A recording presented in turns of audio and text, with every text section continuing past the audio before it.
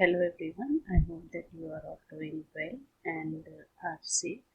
Today we will be discussing as to how letter of credit and bank guarantees are used in international trade. My name is Raghu and let's begin. One of the major risks which exporters and importers have to face while undertaking international trade is that it is difficult to establish the credit worthiness of parties involved in the transactions undertaken. To ensure that it doesn't become a hindrance in expansion of trading activities between parties, contracts such as letter of credit and bank guarantees are used by the parties which are there in two different countries. Letter of credit and bank guarantees are often confused with each other. The main purpose of both of the documents is the same. The difference between both of them is that while letter of credit safeguards the interests of exporters, bank guarantees safeguards the interest of importers. These two facilities transfer the funds from one party to another while safeguarding the interests of both parties which are involved in the transaction for undertaking international trade. Let us understand each one of them one by one with help of documents which are required to be submitted. First, we will discuss as to how letter of credit helps the parties in two different countries in undertaking trading activities in a safe manner. Before proceeding further, first let us understand the meaning of a letter of credit. A letter of credit is a document which a bank issues at the request of importer to make a payment to the exporter against the bill of exchange or contract which has been entered into between the importer and exporter. Such payment has to be made as per contract and it is to be made by another bank which is in the country of the exporter.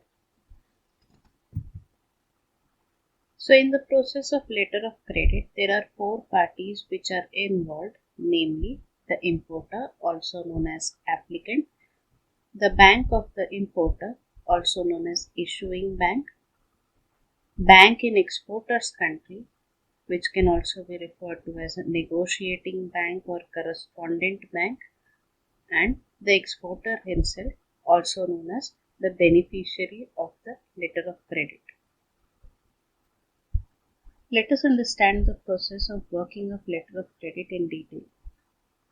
The process of letter of credit begins when a contract of sale is entered into by importer and exporter, which specifies the terms and conditions which are to be followed by both the parties. After the contract of sale is entered into by both the parties, the importer requests his bank to issue a letter of credit in accordance with the terms and conditions of the contract of sale. Here, the importer is the applicant and the exporter is the beneficiary of the letter of credit. On receipt of request by the importer, the bank issues a letter of credit in name of exporter.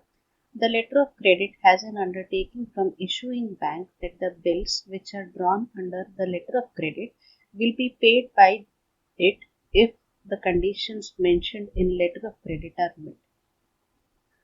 After a letter of credit is drawn, it is sent to the correspondent bank which is located in the country of the exporter and it is requested to them to forward it to the exporter.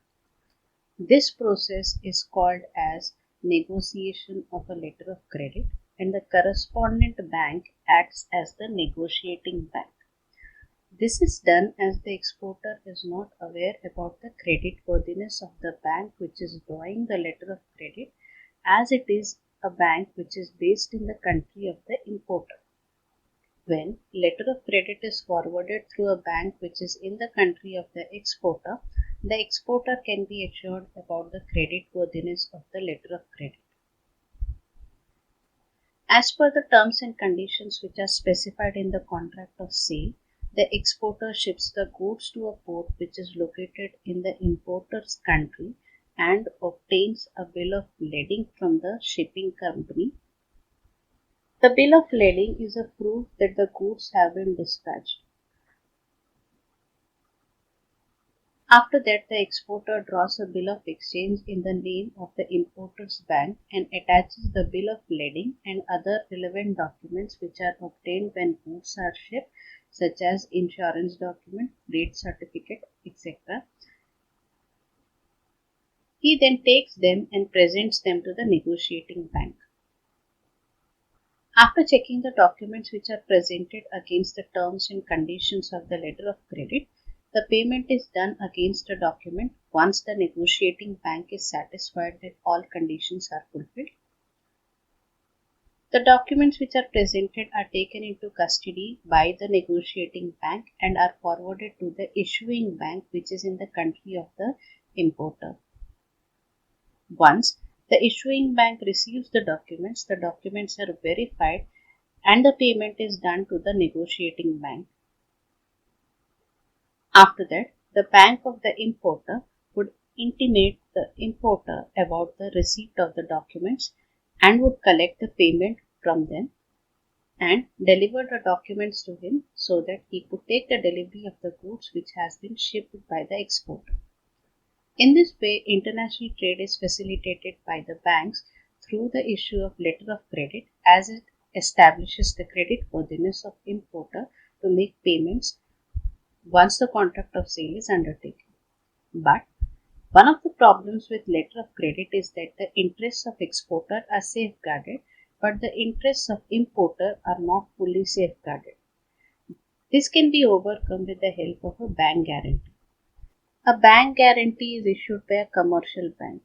Under this, the exporter's bank would issue a guarantee to the importer of goods that in case if the exporter is not able to meet the terms and conditions of the contract of sale, then the loss incurred by the importer would be compensated by the exporter's bank.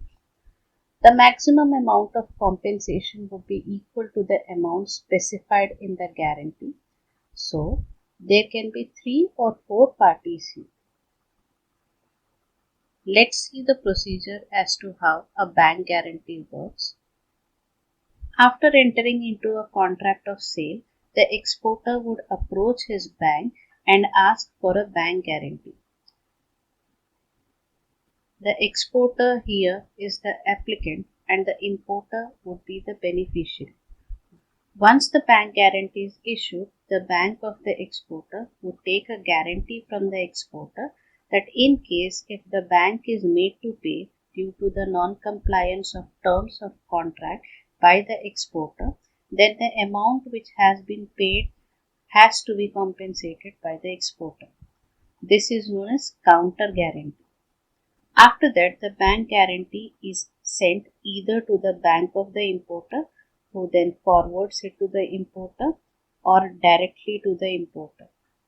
In this way, letters of credit and bank guarantee help the parties who are unknown to each other and based in two different countries to undertake international trade transactions with an assurance that while undertaking the trades, their counterparty risk would be reduced to a very great extent.